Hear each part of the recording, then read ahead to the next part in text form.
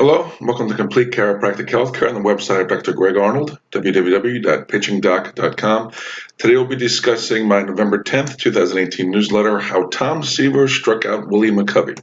Underneath the date, you'll see a hyperlink to a PDF. If you click on that, it'll pull up a PDF that is sometimes easier to read.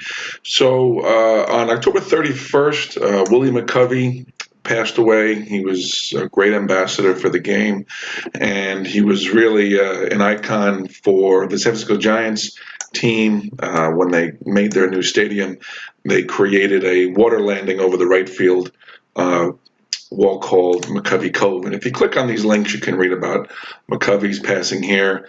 You can read about McCovey Cove here. One of his biggest competitors of his generation was Tom Seaver, a New York Met who was a 300-game winner and was inducted into the Hall of Fame in 1992.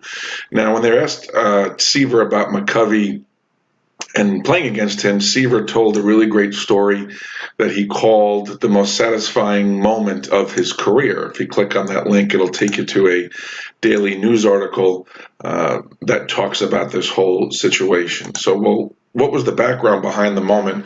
1969. That was the year the Mets won the World Series. McCovey beat out Seaver for the MVP award, and that's something that ate away at Seaver. And years later, he told us about this moment where there was a game situation that bases were loaded. There was 2 outs, and McCovey was up, and Seaver kind of gave himself a little bit of a pep talk, trying to tell himself, let's see how good you are. And because he was Tom Seaver and he threw the ball the way he did, he was one of the hardest throwers of his generation, everybody, including McCovey, thought he was going to try to throw a fastball. So Seaver went ahead and changed everything up, literally threw McCovey a changeup, and according to Seaver, down he went. And as Seaver was walking off the field when the inning was done, McCovey went and started to yell at him that you can't throw that pitch, that you don't have a changeup, to which Seaver replied, I do now. So how much did that moment mean to Seaver, where he was able to actually throw a great changeup in that moment with the bases loaded and 2 outs? Every time they would meet up at the Hall of Fame, Seaver would always rib McCovey by asking him, how's that changeup?